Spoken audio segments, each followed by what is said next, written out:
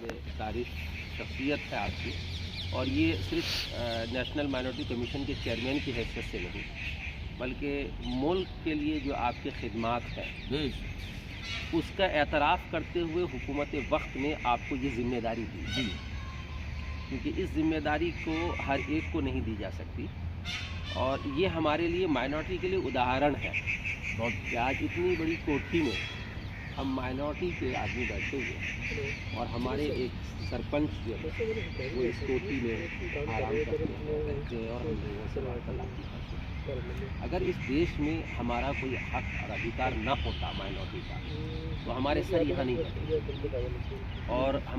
और माइनॉरिटी के लोग जो हैं वो देश में अलग अलग विभागों में रह करके देश सेवा नहीं कर रहे थे।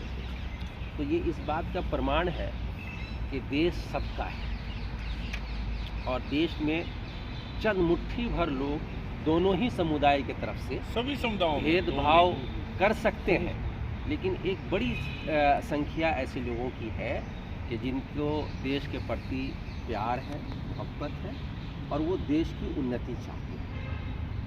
आज का जो विषय है वो जहाँ तक मैंने समझा है सर को, यहाँ आने से पहले भी मैं अक्सर ट्विटर पे सर को फॉलो करता हूँ और देखता रहता हूँ, पढ़ता रहता हूँ। तो आज का जो टॉपिक है सर वो ये है कि हम दो चीज़ों को लेकर के बहुत ज़्यादा चिंतित हैं। पहला, देश के प्रति वफादारी, देश से प्यार, देश से मोहब्बत। दूसरा, देश में रहने वाले लोगों का आपस में प्यार। दो चीज़ें हैं, ये दोनों अलग अलग चीज़ें हैं। एक तो देश से प्यार, दूसरा देश में रहने वाले लोगों से प्यार, आपस में प्यार। मैं जितने भी लोग हैं कर रहे हैं कि अब हम लोग आपने जो है गोया कि ये सोचा है कि जो विभाग और डिपार्टमेंट और जिस पद पर और जिस ओहदे पर आप हैं, इस काम को आप कर सकते हैं। और बहुत कुछ लोग हैं इसमें ऐसे इस तबके के अंदर ऐसे हैं जो इंस्टीट्यूट से लोग चलाते हैं, एजुकेशन के डिपार्टमेंट चलाते हैं और मदरसे से जुड़े हुए हैं, मस्जिद के इमाम हैं और बिजनेसमैन हैं या एसोसिएशन के जो है मार्केट के जो जिम्मेदार हैं। उन सबको आप एक तरह से बहुत अच्छे अंदाज से लीड करके इनके हौसलों का बढ़ा सकते हैं। राजनीति वाली बात वो तो है, उसके तहत में जो भी समाज में आप जो खुद ही इसको आप महसूस करेंगे और पॉजिटिव को जो आपका जो मैसेज है, जो संदेश है, वो उसका यकीनन उसका असर पड़ेगा, इसमें कोई शक नहीं। जो आपने बहुत अच्छी बात कही है। और हम लोग देखिए राजनीति के उतार चढ़ाव में हम लोग रहना नहीं चाहते। नहीं होना हम नहीं लोगों के चाहिए। बुनियादी मसले बहुत सारे हैं, अपने बुनियादी मसले बहुत सारे। हम लोग राजनीति में उलझ जाएंगे तो काम ही नहीं हो पाएगा। हम लोग इतने बुनियादी मसले हैं अभी, तालीम के, स्कूल के, पसमानदगी के, झुग्गी झोपड़ी के, कारोबार के, मईशत के, आर्थिक जो है लड़के नौजवान, हम लोग इतने नौजवान हैं जो अभी कारोबार पढ़ाई तो बहुत दूर की चीज़ है, बुरे ऐप के शिकार हो गए हैं, क्राइम के शिकार होते जा रहे हैं। हम लोग तो बुनियादी एतबार पर बहुत पिछड़े हो रहे हैं। इसलिए आप हमारे लिए सरदार की हैसियत से नहीं, सिख की हैसियत से नहीं, बल्कि सिख आप या बरादरी या मज़हब अपनी जगह है, लेकिन आप हमारे भाई हैं, सरपंच हैं। और इस बुनियाद पर आपको जो खुदा ने जो मुकाम और मर्तबा दिया है, हम लोग उम्मीद करते हैं कि आप अपने दायां हाथ ही नहीं बल्कि दोनों हाथ आप रखें और रख करके इस समाज को आप बहुत अच्छे अंदाज से आप लीड कर देंगे।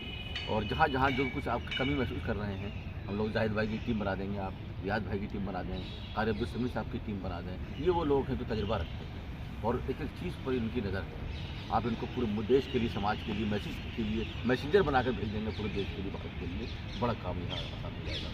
और बहुत कुछ जो है आप जो चाह रहे हैं इलेक्शन से पहले भी, इलेक्शन के बाद भी, क्योंकि आपको भी रहना है और आपको तो आगे तक जो है इसको जो है आगे तक, तो इसलिए हम ये चाहेंगे कि आप इसको आप उठा दीजिए और इस तबके की एक बड़ी सी मीटिंग आप जो है हम लोग ये करके और यहीं पे आप जो है उसके लिए सारे इमाम उलमा हों और अपनी समस्याओं को जहाँ खुल करके बात करें और अपने रंग पूरे जो रियाज भाई को चलाएँ और यह जाहिद भाई पूरे यहाँ पर इस अंदाज से जो है और पूरे दिल्ली नहीं बल्कि अगल बगल के आसपास के लोग भी आ जाए, हमारे इमाम उलमा यहाँ आ जाए और बैठ करके आपसे मुलाकात, हमें आपसे मुलाकात करनी और आपके ज़रिए हमें ये बात जो है वहाँ तक पहुँचानी है कि जिससे कि कहाँ कहाँ हमारे अंदर जो कमी है वो कमी दूर होनी चाहिए, नौजवान हमारे सही होने चाहिए, वरना नौजवान हमारे बहक जाएंगे, घर तबाह हो जाएगा।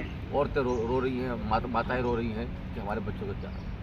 दो जगह मैं मैं आपकी बात को पूरी कीजिए। जवाब मैं गया था नूह में, तो नूह में मुसलमानों ने मंदिरों को बचाया बिल्कुल। और हिंदुओं सिखों ने मस्जिदों को बचाया। तो मैंने उनको पूछा कि झगड़ा, वो दोनों शान से कह रहे हैं ऐसे बैठ के कि हमारा तो कोई झगड़ा ही नहीं जिम्मेवाद का। अगर आपका झगड़ा ही नहीं तो झगड़ा किसका है? वो कहते हैं जी झगड़ा दो आदमियों का, एक तो बाहर से लोग आए, उन्होंने झगड़ा किया, हमने नहीं किया। दूसरा, ये सोशल मीडिया से नौजवान बैठते हैं। हाँ, सोशल मीडिया, हाँ, ये इतनी बड़ी बीमारी है सोशल मीडिया। बहुत बहुत। हाँ जी, आप इस पे काबू कीजिए, नौजवानों को मिलिए। मैंने कहा ठीक है, हमने तब से बड़े लोगों की आगे चलना है, उनसे ही बात करें, उनसे बात हम ये देश मेरा है यार, मेरा ये, इसमें मेरा हक है वोट का, मैं किसको दूँ? कोई ये कहे जी फलां कौम मेरी जेब में है, अजीब बात है। वाह।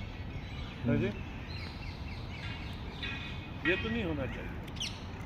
बहुत हाँ जी, मुद्दा विकास होना चाहिए, कौम नहीं होना चाहिए। भारत का मुद्दा विकास है, विकास होना चाहिए, पूरे देश का विकास होना चाहिए। 225 स्कीमें ऐसी हैं जो देश में लागू हुई हैं और वो सभी के लिए है। मैंने मोदी जी से पूछा, मैंने कहा सर ये मिनॉरिटीज़, कहता हूँ यार 225 स्कीमें हैं जिनमें ये लिखा गया है कि मिनॉरिटीज़ को खास सहूलत दी जाएगी। क्या लोगों को मालूम है? ये लोगों तक लेके जाइए। और ये 15 स्कीमें इसी में इससे अलग हैं। 240 है, लोग